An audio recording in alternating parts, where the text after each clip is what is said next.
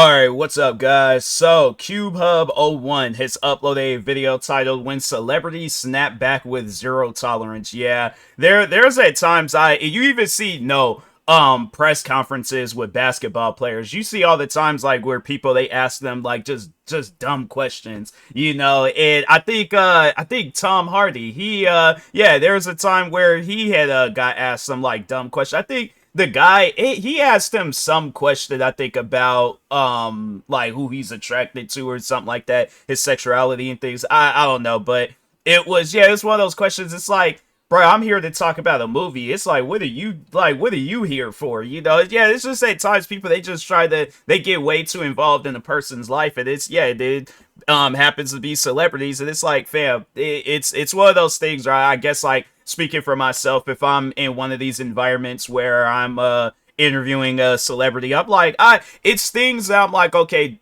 what do you feel comfortable talking about? I'm like, okay, personal life stuff, like, gone out the way. I guess, like, I'll ask some questions, maybe like your, like, what led to, for like, in your personal life, what led to you being an actor? Was there a movie that you watched, or was it like a TV show, something like that? But it's like, it's questions like that's normal questions and things. But yeah, I guess if they snap at me over that, then I'm like, all right, maybe they're just having a bad day, and I'm not gonna go through with the interview. But I'm not gonna be all like, oh, so why have you been through 15 divorces? Like, it's questions like that where it's like, bro, don't ask that. That's not what they're there for. So, but anyways, now let's go ahead and check out this video. Make sure if you guys haven't, go subscribe to CubeHub01 for more videos like this. And with that being said, celebrities are used to keeping it together, but sometimes they snap back with comebacks that leave everyone speechless. At the ESPY Awards, it was clear from the moment Shane Gillis walked in that the crowd wasn't exactly enthusiastic. The camera people were visibly struggling to find a single happy face. Shane was quick to pick up on the vibe, noticing his jokes weren't landing despite being good. Donald Trump wants to stage a UFC fight on the White House lawn.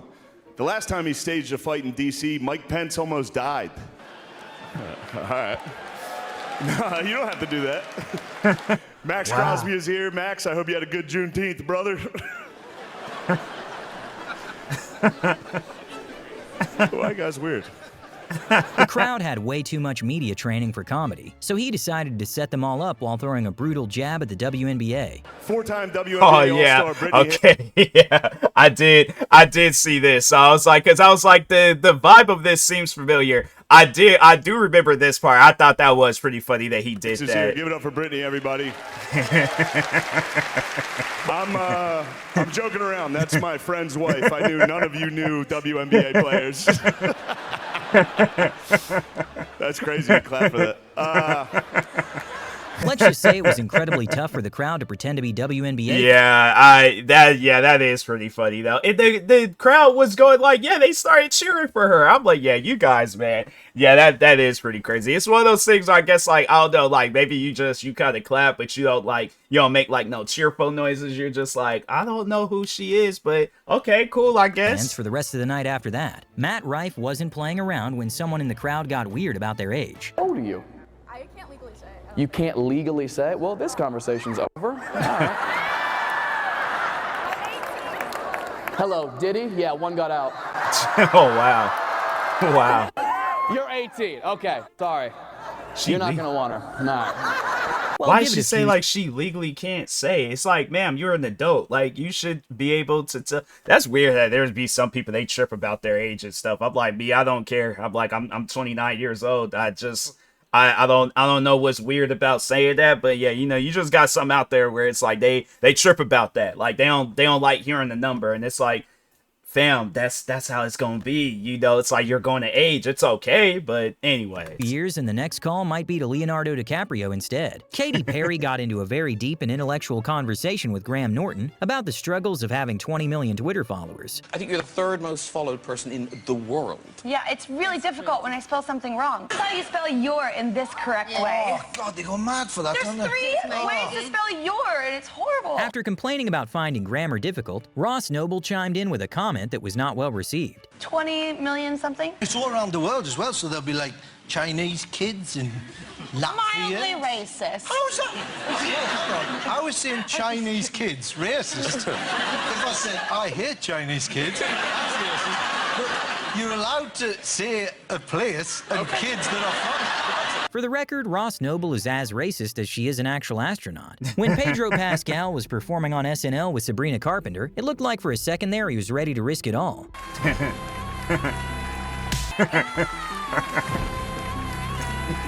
The reaction from the rest of the SNL cast was priceless. Looks like Theo Von might have gotten a little tricked by Big X's music video. Yeah, I like Pedro Pascal. They be saying like it's just an ongoing rumor about him, because I know that there is this they talked about it before, how it's like he has like bad anxiety and stuff, and how he has to like hold your hand or something. And yeah, it's just, you know, it seems like it was a meme going on for a little bit, but it's like I don't know, like I guess we shouldn't have to wait to the moment where something crazy happens. But yeah, if I was him, I'd definitely be all like, okay, I don't maybe I just need to like pull some Marshawn Lynch type stuff and just don't be doing no press conferences, no interviews, no nothing. I'm like, y'all want something from me? It's just like follow me on social media. Jumping from a helicopter. Skydiving. Did y'all really skydive in it? No, I would never skydive in my life. Really? Oh, you go down quick. Bungee jump. Bro, what? Theo makes a valid point, but this was not the only time Big X caught a stray on the podcast. I gotta go see a women's basketball game. I feel like it's more intense. I can relate to their games because I can't dunk. They can't dunk. Exactly. Wow. I actually can dunk. You're not lying. I dunked the ball. Wow, really? They don't believe it. No, I believe it, this man. is why you needed the footage. I believe it. I believe in this gravity is why you needed also. the footage. And while he actually did Dang. dunk, he left out one slightly important detail. That the rim was shorter than he was. Wow. Britney Spears smoked a reporter after asking a completely inappropriate question. Did Justin see the movie already? And what did he think of it? Yes, he saw it and he liked it. And was he a bit jealous? Seeing you kissing with another boy? No, it's just a movie. It's pretend. You're an adult, you should know that.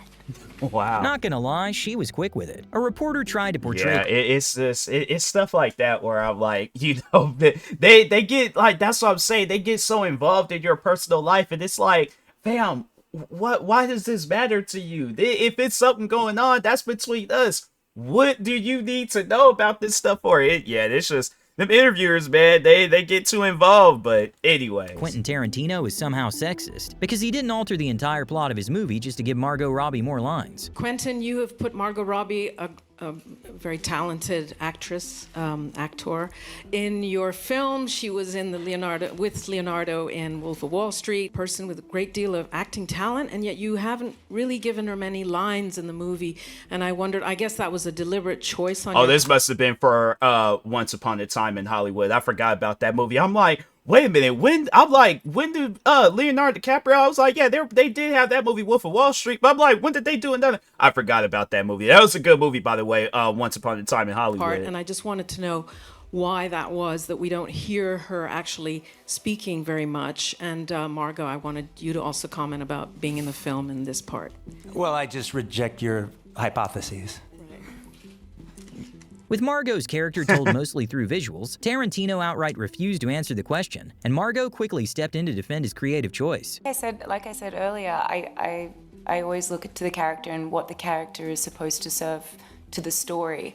I did feel like I got a lot of time to explore the character, even without dialogue specifically. You can tell Quentin was biting it. You know, and the thing is this, that I feel like that whoever that woman is, she must have forgot, like,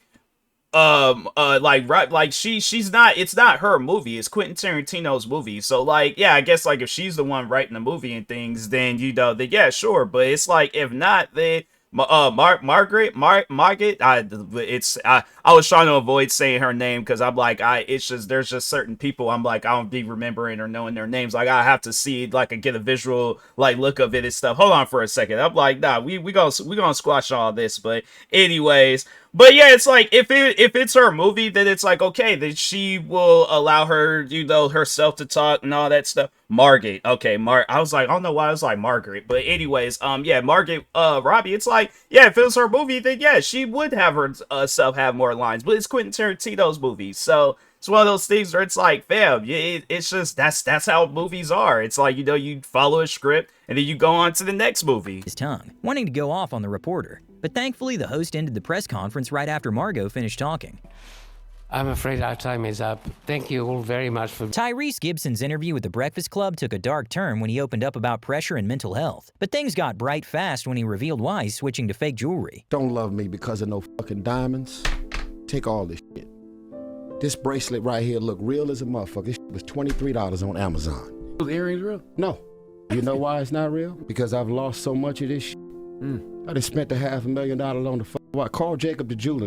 I'm good. I don't lose no sleep over trying to win the popularity contest from showing up with all this jewelry that I'm gonna leave on a nightstand and have a housekeeper to say, I don't know. I'm sure you don't know. Yeah. I mean, I'm sure you don't know. With them $250,000. I don't know. We looked everywhere. I'm sure you looked everywhere. That motherfucker retired 2 weeks later. It went from a deeply... I mean, yeah, no, because I've said that before too. I'm like, the day I start getting rich and I'm making a lot of money, I'm still, you think I'm gonna be wearing Balenciagas as like house slippers, and you know, no, I'm like, the thing is this: if I'm wearing a pair of Balenciagas, I'm wearing them just like I would wear a pair of $90 Air Forces. I'm like, I'm going through the mud with those shoes. All right, I'm kicking dirt, rocks. I'm doing the most with those shoes. I spent the thing is this: I spent money on those shoes. Yeah, there's some shoes where I'm like, I guess, you know, if they have like some sentimental value to me, then I won't dirty them up as much. But yeah, it's like with others, it's just, you know, I guess if I got the money to drop on them, if they don't have no sentimental value, I'm like, yeah, I'm going crazy with those shoes. But it's one of those things. I'm still gonna be wearing normal outfits. I'm like, oh yeah, I'm wearing this rare snakeskin jacket that cost me $5,000. I'm like, nah, bro. I'm going to a Foot Locker and I'm getting me a Nike Tech outfit. I'm like, cause that's gonna keep me warm at night. I don't care about no $5,000 jacket. So. Personal speech to a comedy skit real quick. Okay, Gordon Ramsay might have taken it too far with 2 women at his restaurant. Oh yeah, but to be fair, the waiter completely set them up. It all started after they had been waiting 50 minutes for appetizers. Yeah. If you want to go talk to the chef, you know where the window is. You can go speak with him. I'll go with you. Speak with the chef. The women took the bait and took their complaints directly to the chef, basically volunteering to get roasted on TV. Can you get his attention, please? 2 salmon well done. Can you just shut the up for 30 seconds? 2 salmon well done. 1 lamb, 1 Wellington. Yes? Chef. Can we just get some olive topping on? Let's go.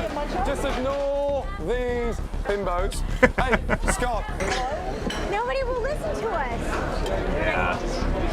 But if that wasn't enough... Yeah, that's some wild stuff, man. Gordon Ramsay, I'm telling you, at his restaurant, he don't play. Like, he will roast you in your face and you can't do nothing about it and stuff. So, yeah, that's one of those things where it's like, if there's... Now that I've seen his videos and I know what he's about, I just stand up there and just wait and just be, you know, when he gives me time, I'm like, yeah, my food was undercooked and stuff. You know, I didn't know who to go to, I guess, and so I figure I just stand up here and wait and stuff. Yeah, I watch your show, so I'm not gonna be screaming, "Hey, chef," you know, while you talking to everybody and things like, yeah, when you give me your attention, then yeah, sure, I'll say what I need to say. But the women came back for seconds, and at that point, you really can't defend them.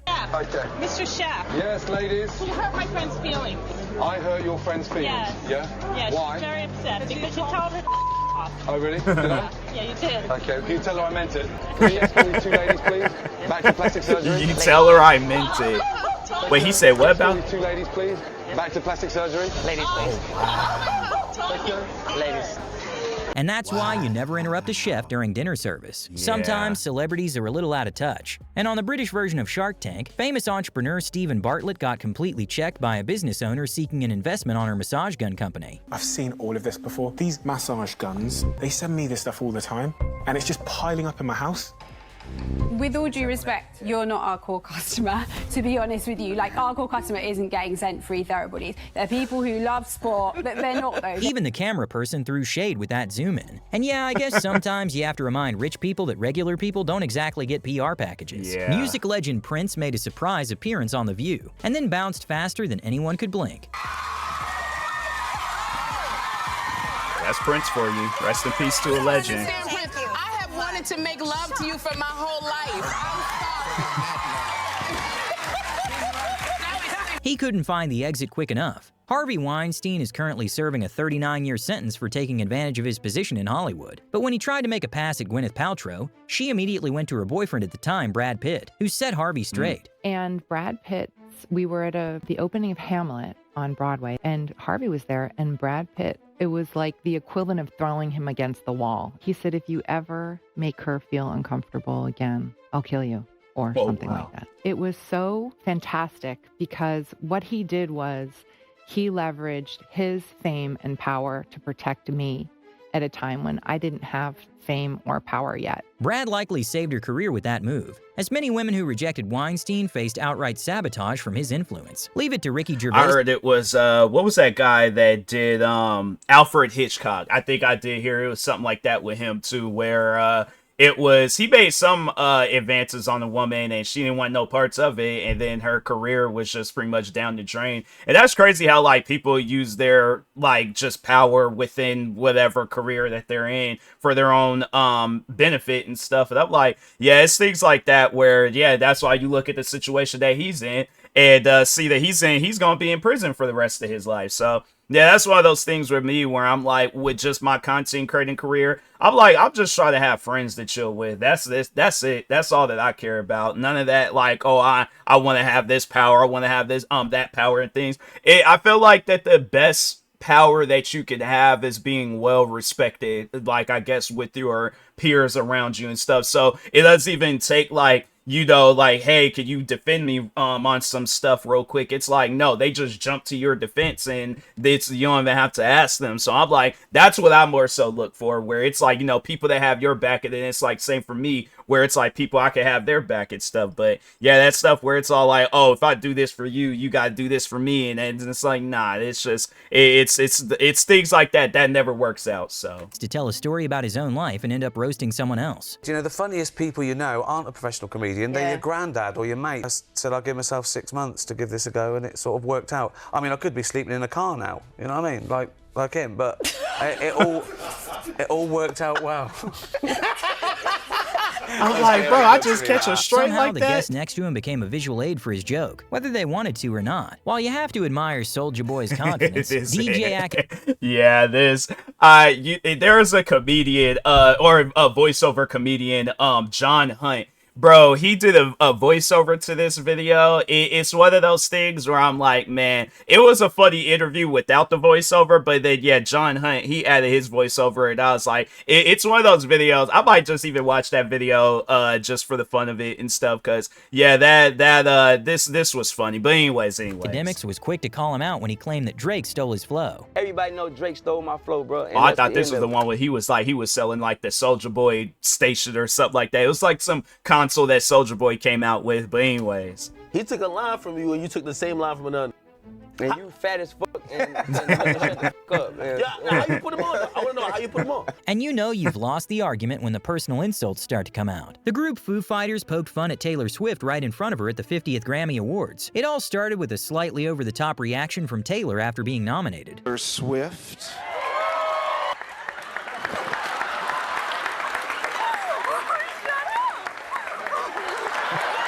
And well, they apparently thought it was a little over the top, so they went ahead and mimicked her when it was their turn. Oh, wow.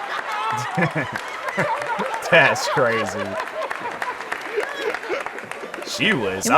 And you know what's crazy? It's like all that, like, you know, people, because yeah, even I remember when like people were clowning on Taylor Swift when she was like emerging in the scenes. Now you look and she's like, what? She is one of the, like, if not the richest musician in the world right now. Like, yeah, that girl, she go out on tour, she gonna easily make $1 billion. So that's why I was like, yeah, it like got to the point where I'm like, dang, let me listen to her music and see what she's singing about and stuff. But I've only heard one song of hers, and it was the song she did, Bad Blood, because Kendrick Lamar was a part of it and stuff. So, but yeah, I was like, dang, man, you know, it's like but yeah, she was catching strays in her early on in her career. It was wild. But now it's like you look and it's like, yeah, she's the most successful artist currently in the music era right now. Greatest interviews ever, an interviewer asked Tom Cruise, who doesn't spend much time online, if he'd ever seen the Tom Cruise clinging memes, and pure greatness ensued. Are you aware of the Tom Cruise clinging off things meme? No. Hopefully you'll love it, but essentially, this is Tom Cruise. You were hanging off Free Willy there. There you are. That's you hanging off a cat. That's fantastic. This one, there's Darth Maul falling to his doom. And there you are. I'm hanging off the side. Safe to say this was the only press interview that Tom Cruise actually enjoyed that day. Imagine being a talk show host and inviting a group on your show just to belittle them. Give me 1 second. I'll be right back. All right, I'm back. Just had to go get a delivery real quick. Anyways, let's go ahead and get back into this video. That's exactly what Clive Anderson did to the Bee Gees. Because I didn't realise you were real brothers. I think you were sisters, actually. Yes. But well, you've had the whole rock and roll thing of drugs and sex and drink and I hope you got it in hospitality. But, I noticed. And then in the last sort of, before we became the Bee Gees, we were late tossers. Yes. Which we thought was... You'll always be late tossers to me, but I don't know. That's why we're here. And that's why you had us on the show. Yeah. But you... After being called tossers, Barry completely checked out. But Clive kept firing shots, so they eventually had enough and stormed off. Same time called Don't Forget to Remember, which was... I've forgotten that one. But we thought you might. Yeah, of course. We're getting on like a storm, aren't we, Clive? Yes. In fact, I might just leave. Yeah. Oh, I've never had anyone walk out before, but... well, we are a tosser, pal. So anyway... everybody. Oh, wow. This is a setup. Oh well, I guess I better do it. It's funny how like that reaction. It was like, oh, they're being serious. Like he thought they were joking around, but it's like, yeah, bro, you can't just be up there insulting people like that. That's one thing where it's like, if I ever get that opportunity to have a talk show and I invite people on, or just even if like, yeah, like even with my podcast and stuff, I invite people on, it ain't gonna be though like, oh, I gotta throw insults at you and then try to like fake like I'm being your friend or being cool with you and stuff. No, bruh, that's not how you communicate with people. And a lot of people, they get that misconception. They think where it's like, oh yeah, I can insult somebody and then turn around and try to be cool with them. It does not work like that. It's one of those things, people, they need to understand that. They need to realize that. It's like you invite people. It's kind of like, I guess like you invite somebody to your home, which you disrespect them. It's like, yeah, at the end of the day, it's your home. But it's like, do you think that person is going to, I guess, continue staying in your home? Or, you know, conversating with you if you being disrespectful. So, yeah, it's one of those things. It's like, people, be respectful. But anyway. well, you can stay in just... Well, I'd love to, but I don't do impressions. Yeah. Hopefully, this was a lesson for the host about getting too comfortable with making fun of people minutes after meeting them. No one likes being called lazy, but Kourtney Kardashian took it a little too far when Kim criticized her work ethic, and she kind of squared up toward her sister. But you act like I don't do shit. Do you know all I you have this narrative in your mind? No, I will literally you up. You're literally Hey, stop, you too. Okay, stop. Oh, wow. Go to your own corner. Thankfully, Khloe jumped in to separate them, but her peacekeeping lasted about 3 seconds before they were back at it.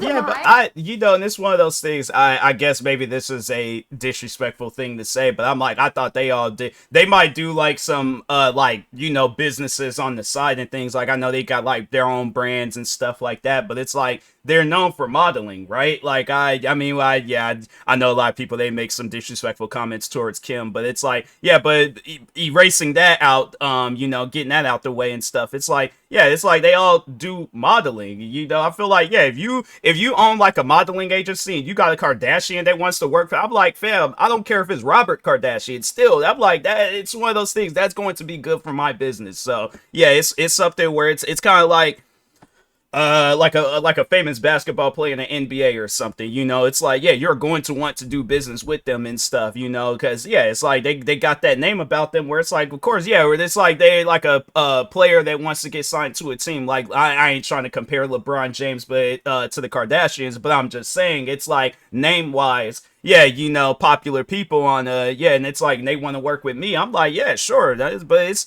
it's one of those things though where it's like I would say that they all do the same thing. I don't know. I feel like that might be disrespectful, but anyways. Stop. How old are you? Don't. Both of you. Okay, separate. The fight got so physical, the production actually shut down filming for weeks, which honestly might be the most real moment in reality TV history. When a reporter tried to bait Denzel Washington into giving a hot political take and endorsing a presidential candidate, she didn't realize the man is too smooth with words. You were the subject of a fake news story. Oh yeah, what'd they say? I was running for president? No, I voted. Switched your support. I switched, yeah. If you don't read the newspaper, you're uninformed. If you do read it, you're misinformed. So what do you do? That's a great question. What is the long-term effect of too much information? One of the effects is the need to be first, not even to be true anymore. So what a responsibility you all have to tell the truth. He does have a point that news outlets care more about being first than being right. Yeah, no, that is facts. And yeah, that's one of those things. It's like it's guys like like Denzel Washington, Samuel Jackson, Morgan Freeman. Those are 3 dudes where I would not want to upset them, you know, because I know that it's not going to be good for me. Like, yeah, we get to talking and stuff, and then I didn't ask them a question that then went too far, and then yeah, next thing you know, it's like but it's one of those things I definitely would look at them for advice, I guess, like being in the entertainment business and stuff, you know, like what advice can you give someone like me, where it's just somebody that's just trying to make their way and through the ranks and stuff. But and I feel like, yeah, they'll tell you like those life-giving advice, like where it's just you hold it with you forever and stuff. So yeah, so I'm like, all right, but yeah, overall, I ain't gonna do or say anything to upset them. But anyways, yeah, make sure if you guys haven't, go subscribe to CubeHub01 for more videos like this. Like, subscribe to me too, and I'll talk to you guys later. Thank you guys for watching, and peace.